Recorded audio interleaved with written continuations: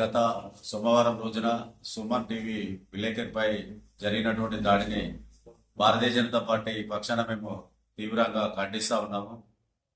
ఇప్పటి వరకు ఆ దోషులపైన ఎఫ్ఐఆర్ అయిందని తెలిసింది మాకు. దాన్ని పోలీస్ అధికారులు ఒక పెద్ద సెక్షన్స్ పెట్టి ఆ ఒక దోషులపైన కఠినమైన చర్యలు తీసుకోవాలని చెప్పేసి బీజేపీ డిమాండ్ చేస్తా ఉన్నాం. అదేవిధంగా అఖిలపక్షం డిమాండ్ చేస్తా ఉన్నాము.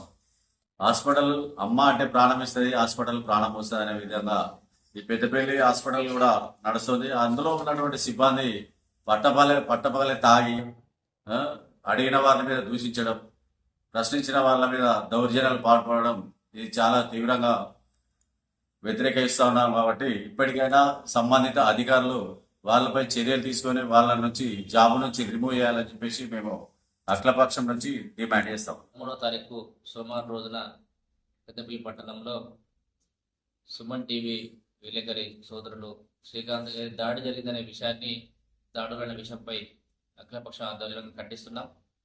ప్రజాస్వామ్యంలో దాడులు ఇప్పటికి కూడా గర్హనీయం కాదు.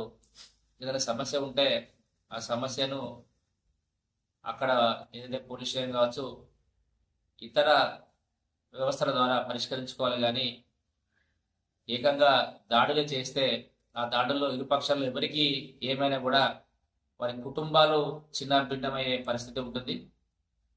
ఏదైతే బాధిత సోదరుడు చెప్పిన ప్రకారము ఒక మంచి ఉద్దేశంతో ఏదైతే ప్రభుత్వ ఆసుపత్రి అంటేనే ఇలా బడుగు బలహీన వర్గాలందరూ కూడా అక్కడ ఏదైతే వైద్యం చేసుకునే వ్యవస్థ ఉన్నది. ఆనాడు ప్రభుత్వ ఆసుపత్రి వెళ్తేనే వెళ్ళరు బాబు అనే కారణం నుండి బీఆర్ఎస్ పార్టీ వచ్చిన కాచెల్లి ఇలా మాతా శిశు కేంద్రం కావచ్చు, ఇలా జిల్లాకు ప్రభుత్వ మెడికల్ కాలేజ్ కావచ్చు, ఇలా వైద్యాన్ని ప్రజలందరికీ అందుబాటులో తెచ్చింది అనే ఉద్దేశం మంచిది. కానీ అక్కడ దాడి మాత్రం పూర్తిగా ఖండిస్తున్నాము. ఎవరిది ఈ దాడులపై ఏదైతే వెంటనే పోలీసులు కేసు కూడా ఎఫ్ఐఆర్ కూడా నమోదని తెలిసింది.